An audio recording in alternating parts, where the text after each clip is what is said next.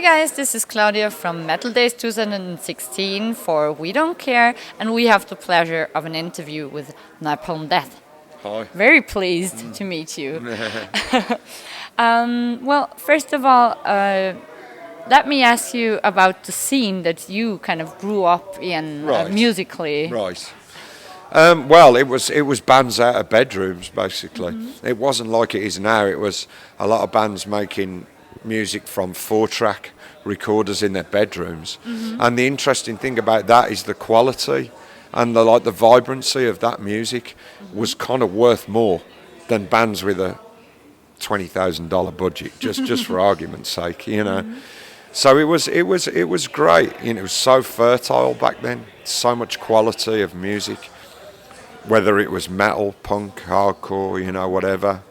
I'm talking about the 80s now, you know, the early to mid 80s and up to the 90s. It was really something special, you know.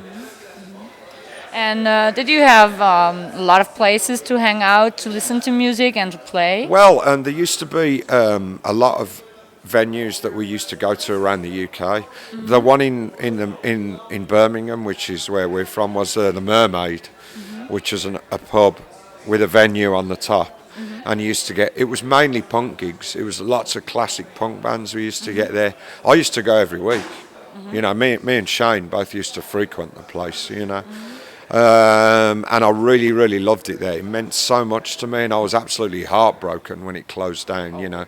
It was a real sense of community as well, not just a music venue. It was about everybody kind of knew each other and all the rest of it. So, but if new people came in, you know, not a problem. No. It can be in some places, you know. Integrated them. Yeah, of course. Why would you not? You know. So yeah, it was a special time. It never will be the same in my lifetime. I don't think. Something else. And so you attended a lot of concerts and met other people. And did you meet them like again in your professional life as a musician? I wouldn't say professional really, but well, they've continued to be my friends basically. A lot of the bands that were at that time have gone now, or as people they've kind of not kept in touch. Not for any particular reason, just because you grow up in life. Sometimes it leads you in different directions. So yeah, just as it is, you know. And you know, there's always the idea of this is the scene and the scene is good or bad, but you obviously have to do something in the scene. Do you feel like you would have wishes to the scene, or what are you doing for the scene? I'm ambiguous about the whole thing because, you know, don't get me wrong, scenes are great, you know, for encouraging, for helping bands along and bringing bands up that are. But as Napalm is kind of considered quite kind of a forerunner of the general scene, it's almost as if sometimes you have a responsibility put on your shoulders, but it's not our responsibility. I kind of look at it like we've kind of done our part to at whatever point in the scene, and we're still involved in it, but we're not responsible for making it, you know, leading it onwards from here. It's about the bands who are in it, you know, now, you know, as a whole. So yeah, in some ways you tend to be very selfish, you know, when you've been in the scene for a long time, because you have to make the music for yourself first and foremost. You have to, because otherwise, you know, it has to be a true representation of what you feel at a particular time. So yeah, we just keep on doing what we feel is the right thing to do with the music and with the ideas. And whatever's, if it sticks, it sticks. You know, if it ever wouldn't, then it doesn't. You know, that's all we can do. You know, put ideas on the table. You know. And who do you think is responsible for? You know, is there Nobody's responsible? No, not you the know, government or the musicians music, themselves. Music. Well, no, it's a joint effort between all the bands, but nobody has you can't police a scene like that. It has to be organic and natural, and it shouldn't have barriers. It shouldn't have borders. It should be completely as it wishes to be, i.e. the bands, the components of it, you know. So there doesn't need to be a governing force in it. It evolves and moves on its own, like the best things in nature, you know, that's what it is. And what do you think about all these, well, vocabulary really for subgenres?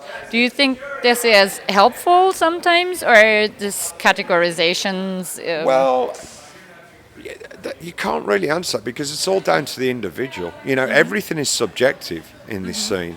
So what one band means to one person, another band means to another. Yeah. I mean, for example, Napalm gets called a death metal band.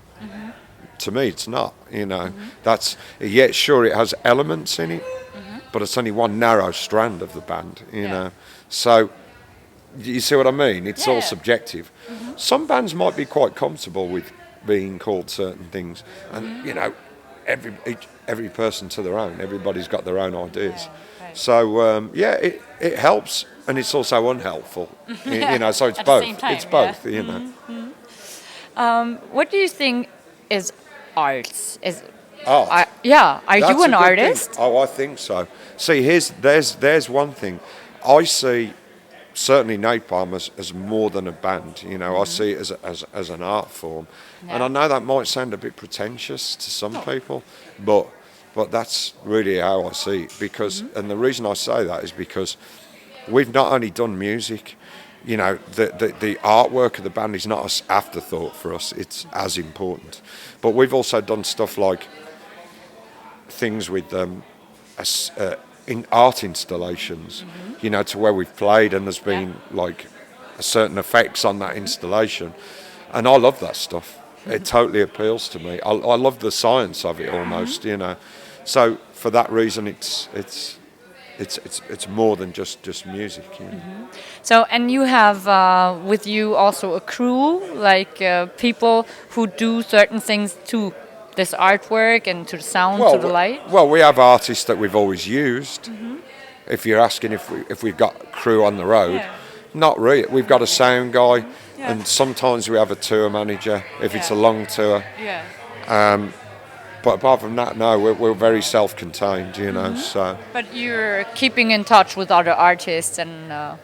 Oh yeah, of course. Yeah. Well, like anything else, it's the interaction of people. So all this is, you know, people kind of make these scenes out to be something mega different, mega exclusive. It's not. It's just a microcosm of life itself. That's all it is, you know. Thank you for this wonderful sentence and the wonderful interview. Thank you.